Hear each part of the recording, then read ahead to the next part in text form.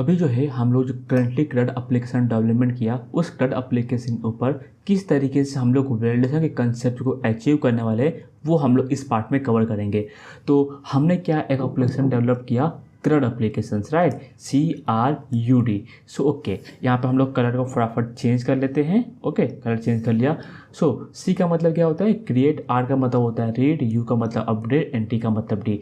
तो जो भी हमने मेथड को अचीव किया गेट, पोस्ट, पुट, डिलीट, उसके बेसिस पे अगर ऑब्जेक्ट को सेव करते हैं तो हमारे डेटाबेस में सक्सेसफुली सेव हो जाता है। उस ऑब्जेक्ट के ऊपर कोई भी वैलिडेशन हमने अप्लाई नहीं किया है, यानी कि जो हमने वेरिएबल क्रिएट किया था लाइक नेम हो गया, एज हो गया और सिटी हो गया। सो अगर इस तीनों में कोई भी इनवैलिड वैल्यू को हम लोग इंसर्ट करते हैं तो वो वैल्यू हमारे डेटाबेस में सक्सेसफुली सेव हो जाता है। स्प्रिंग बूट में वैलिडेशन के कंसेप्ट को क्यों इंट्रोड्यूस किया गया, तो इसका मेन पर्पस है, सपोज हमारे पास क्या है एज है, एज जो है बेसिकली वो ग्रेटर देन 0 हो जाएगा और मे बी 100 तक जाएगा, 120 तक जाएगा, बट कभी भी वो नेगेटिव वैल्यू को स्टोर नहीं करेगा। तो जब भी हम लोग ऑब्जेक्ट में suppose age is equal to -12 pass करते हैं तो उसको मैसेज आना चाहिए कि हाँ भैया जो एज है वो प्रॉपर नहीं है, उसका लेंथ जो है, उसका वैल्यू जो है वो 0 से लेके 100 के बीच में होना चाहिए, ऐसा करके। जैसे नेम है, नेम का लेंथ कभी भी ब्लैंक नहीं होना चाहिए या फिर एम्प्टी नहीं होना चाहिए, नल नहीं होना चाहिए, तो वो भी वैलिडेशन हम लोग ऐड कर सकते हैं। सिटी का लेंथ अगर सपोज मिनिमम लेंथ 3 रखते हैं, मैक्सिमम लेंथ 10 रखते हैं, तो उसके ऊपर अगर कोई भी वैलिडेशन फेल होता है, लाइक अगर लेस देन 3 प्रोवाइड करेंगे, ग्रेटर देन 10 प्रोवाइड करेंगे, तो हमें वैलिडेशन का एरर मैसेज आना चाहिए। सो हमारे एप्लीकेशन में वैलिडेशन के कंसेप्ट को अचीव करने के लिए हमें इस डिपेंडेंसी को करना पड़ेगा ऐड, यानी कि spring boot starter validation dependency को। और जैसे ये ऐड करेंगे हम उसके ऊपर वैलिडेशन के कंसेप्ट को अचीव कर सकते हैं। तो हमने जो एप्लीकेशन क्रिएट किया था CRUD एप्लीकेशन, उसी के ऊपर हम लोग वैलिडेशन के कंसेप्ट को ऐड ऑन करने वाले हैं। तो मूव करते हैं IntelliJ IDE में एंड वहाँ पर हम लोग इस डिपेंडेंसी को ऐड करेंगे और फिर हम लोग मूव करेंगे अपने इम्प्लीमेंटेशन पार्ट पे, कैसे किस तरीके से हर एक एनोटेशन का मतलब क्या होता है, क्या किस तरीके से काम करता है, वो हम लोग देखने वाले हैं। ठीक है, मैं आ चुका हूँ IntelliJ IDE में। यहाँ पर फर्स्ट ऑफ ऑल मुझे एक डिपेंडेंसी को ऐड करना पड़ेगा, स्प्रिंग बूट स्टार्टर वैलिडेशन। सो मैं यहाँ पे जाता हूँ, यहाँ पे मैं क्या करूँगा डिपेंडेंसी, देन इसके अंदर स्प्रिंग बूट स्टार्टर वैलिडेशन करके रहेगा, STARTER स्टार्टर वैलिडेशन। ठीक है, तो ये डिपेंडेंसी को हम लोग कर लेंगे ऐड यहाँ पर org spring framework dot boot. जैसे ये ऐड होगा हमें इस Maven डिपेंडेंसी को क्या करना पड़ेगा, अपडेट करना पड़ेगा। तो मैं Maven पे जाऊँगा, इस प्रोजेक्ट को मैं वापस से लोड कर लूँगा और लोड करने के बाद हम लोग देखेंगे कि यहाँ पर जो डिपेंडेंसी है वहाँ पर स्प्रिंग बूट स्टार्टर वैलिडेशन आ गया है 3.2.2। तो जो वर्जन हमने यहाँ पे स्पेसिफाई किया था उसी के रेस्पेक्टिव वर्जन जो है वो हमारे एप्लीकेशन में डाउनलोड हो गया। ठीक है, इतना हो गया। इसके बाद वैलिडेशन को अचीव करने के लिए हमारे जो मॉडल है उसमें जो प्रॉपर्टी है उस प्रॉपर्टी के ऊपर हमें वैलिडेशन के कंसेप्ट को अप्लाई करना पड़ेगा। तो यहाँ पर हम लोग जाएंगे, हम लोग नेम के लिए डालेंगे नॉट एम्प्टी करके। ठीक है, not empty. So not empty, अगर ये हम लोग एम्प्टी पास करते हैं तो हमें इस मैसेज को पास करना पड़ेगा, नॉट एम्प्टी, और एक होता है not blank. So not blank, not blank में एम्प्टी और अगर हम लोग नल वैल्यू पास करेंगे तो दोनों चीज़ें कवर होता है। तो सबसे बेस्ट यही होता है कि हम लोग यूज़ करें नॉट ब्लैंक करके। ठीक है, नॉट ब्लैंक, एंड देन अगर ये नॉट ब्लैंक का मैसेज फेल होता है तो हम लोग कौन से मैसेज को यूज़र को दिखाने वाले हैं, तो यहाँ पर उस मैसेज को हम लोग पॉपुलेट कर देंगे। तो किस तरीके से करेंगे कि name can not be blank और empty, can not be empty डाल देते हैं। ठीक है, सिंपल सा। सिटी, एंड सिटी के ऊपर कैसे डालेंगे, सेम हम लोग नॉट ब्लैंक करेंगे एंड इसको कॉपी एंड पेस्ट करते हैं एंड यहाँ पर डालेंगे city can not be blank. अगर हम लोग चाहते हैं कि साइज़ को स्पेसिफाई करना, उसके लेंथ को स्पेसिफाई करना, तो हम लोग कैसे करेंगे, @size एनोटेशन का यूज़, एंड इसके अंदर आप देखेंगे एट्रीब्यूट होता है मीन, मैक्स एंड मैसेज, यानी कि मिनिमम वैल्यू कितना होना चाहिए, मैक्सिमम लेंथ कितना होना चाहिए। अगर दोनों फेल होता है, क्राइटेरिया को सेटिस्फाई नहीं करता है, तो कौन से मैसेज को हमें दिखाना है, तो हम लोग करेंगे मीन, मिनिमम लेंथ होना चाहिए सपोज 3, एंड देन हम लोग करेंगे मैक्सिमम लेंथ होना चाहिए सपोज 10 कर देते हैं, एंड अगर ये दोनों फेल होता है तो मैसेज में हम लोग दिखा देंगे कि city name must be between, क्या करेंगे हम लोग, 3 and 10 कैरेक्टर्स। ठीक है। एज का हम लोग, एज क्या है, एक इंटीजर है, तो आप मिनिमम वैल्यू डिफाइन कर सकते हैं, मैक्सिमम वैल्यू डिफाइन कर सकते हैं और बोलेंगे अगर ये क्राइटेरिया सेटिस्फाई नहीं होता है तो हमारा मैसेज डिस्प्ले करो। तो हम लोग अभी जो क्राइटेरिया डिफाइन करने वाले हैं वो 18 to 13 के बीच में, यानी कि एज जो है मिनिमम 18 होना चाहिए और मैक्सिमम जो है वो 30 होना चाहिए। तो मैं यहाँ पे क्या करूँगा, @मिनिमम एनोटेशन का यूज़ करूँगा एंड नीचे जो है मैं यूज़ करूँगा @मैक्स एनोटेशन का। ठीक है। ये दोनों को डिफाइन करने के बाद हम लोग यहाँ पे डालेंगे मिनिमम वैल्यू। अगर मैं इसको दिखाऊँ ना, देखिए यहाँ पर मैसेज है एंड यहाँ पर वैल्यू है। सो वैल्यू में हम लोग डाल देंगे सपोज 18 एंड देन मैसेज में हम लोग डाल देंगे कि age must be between 18 and 30। ठीक है। सेम मैसेज हमारा सेम रहेगा, यहाँ पे एज इट इज हम लोग पेस्ट कर देंगे। इसको कॉपी करते हैं, कॉपी कर लिए, देन इसको मैं पेस्ट करता हूँ, यहाँ पर डाल दूंगा 30। तो ये तो हमारा हो गया, हमने यहाँ पे डिफाइन कर दिया। But just by implementing this we are not going to achieve our validation concept. So उसके लिए हमारा जो एम्प्लॉय कंट्रोलर है, जहाँ पर हम लोग डेटाबेस में वैल्यू को सेव करने का लॉजिक, यानी कि क्रिएट करने का पोस्ट मेथड का इम्प्लीमेंटेशन प्रोवाइड किए हैं, वहाँ पर हमें क्या करना पड़ेगा, इस रिक्वेस्ट बॉडी के आगे या फिर एम्प्लॉय जो हमने ऑब्जेक्ट क्रिएट किया उसके आगे मुझे @वैलिड एनोटेशन का यूज़ करना पड़ेगा। क्या करना पड़ेगा, @वैलिड एनोटेशन का यूज़।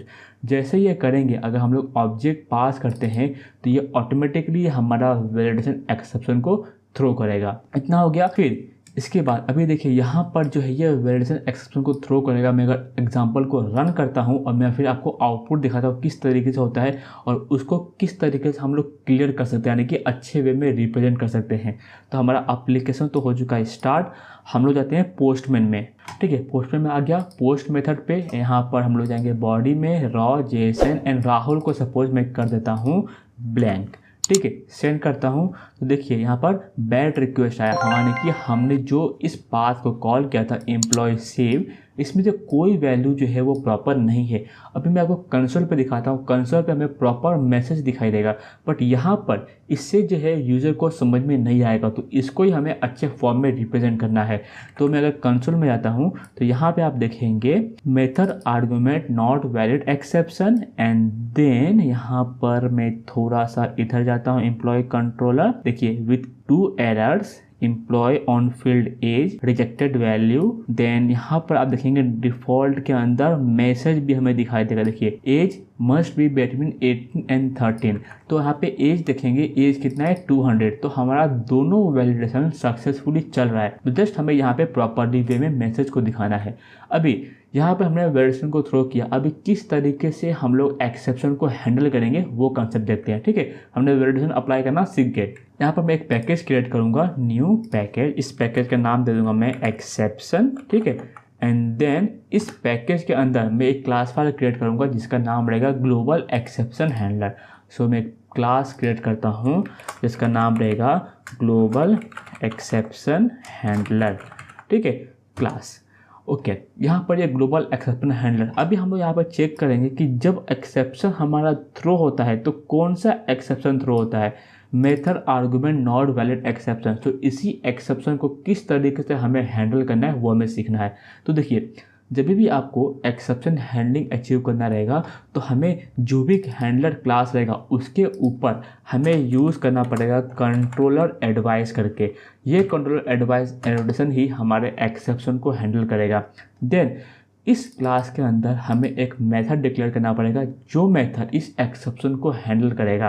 तो मैं यहाँ पे करता हूँ public response entity of object. कौन सा एक्सेप्शन हम लोग थ्रो करने वाले, मेथड आर्गुमेंट। सो हम लोग क्या करेंगे, method argument exception, method arg exception, जिसको हम लोग कैच करने वाले। ठीक है। Exception open and close brackets and किस एक्सेप्शन को कवर करने वाले, method argument not valid exception. तो सेम यहाँ पे हम लोग डिक्लेयर करेंगे। इसको करते हैं हम लोग इंपोर्ट एंड देन यहाँ पर EX open and close brackets. ठीक है। इतना हो गया। अभी देखिए यहाँ पर मैंने method argument not valid exception को कैच किया। बट इसमें कोई भी चीज़ ऐसा हमें डिफाइन नहीं किया कि हाँ भैया ये मेथड जो है सिर्फ इसी एक्सेप्शन के टाइप को कैच करेगा। तो उस चीज़ को डिफाइन करने के लिए हम लोग यूज़ करेंगे एक्सेप्शन हैंडलर एनोटेशन का। सो ये क्या करता है कि हाँ जो मेथड मैंने डिक्लेयर किया ये मेथड जो है सिर्फ इसी एक्सेप्शन को कवर करेगा। तो इसके लिए यहाँ पर आप देखेंगे मैं दिखाता हूँ वैल्यू है, तो इस वैल्यू में हमें पास करना पड़ेगा इस क्लास को डॉट क्लास करके, ठीक है। इतना पास करेंगे हो गया। तो ये मेथड जब भी इस टाइप का एक्सेप्शन थ्रो करेगा ये इसको कैच कर लेगा। अभी हमें यहाँ से रिटर्न करना है एरर मैसेज को, तो वो कैसे करेंगे, this is very tricky point. तो फर्स्ट ऑफ ऑल मैं क्या करूँगा, एक फील्ड डिक्लेयर करूँगा और उस फील्ड के अगेंस्ट क्या मैसेज है उसको डिक्लेयर करूँगा। तो इससे क्या समझ में आ रहा है कि हम लोग एक हैश मैप क्रिएट करने वाले हैं जहाँ पर फील्ड जो है एक्ट करेगा एज अ की और वैल्यू जो है वो एक्ट करेगा एज अ मैसेज को। उस फील्ड के अगेंस्ट कौन सा मैसेज हमें आया है वो हम लोग यूजर को रिटर्न करने वाले हैं। तो यहाँ पर मैं एक मैप क्रिएट करूँगा, map of string comma string, ठीक है। और इस मैप को मैं कर लूँगा इम्पोर्ट, देन यहाँ पे करेंगे error map is equal to new hash map of open close brackets string comma string. ये ऑटोमेटिकली हो जाएगा, ठीक है, करने की ज़रूरत नहीं है। अगर आप चाहते हैं इसको तो यहाँ पे इसको डाल सकते हैं, that is all depend on you, ठीक है। एरर में तो यहाँ पे हम लोग क्या करेंगे, ये जो एक्सेप्शन दिख रहा है ना, इस एक्सेप्शन के अंदर एक होता है गेट फील्ड एरर्स।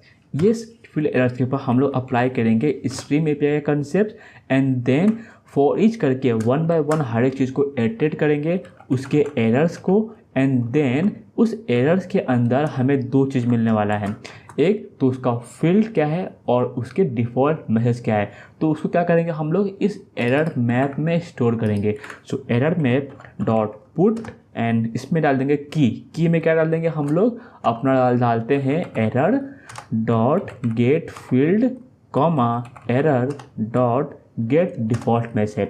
तो इस तरीके से हमारा कंप्लीट जो है एरर मैप प्रिपेयर हो जाएगा। देन इस एरर मैप को हम लोग यूज़र को रिटर्न करना है। तो हम लोग क्या करेंगे, रिटर्न रेस्पॉन्स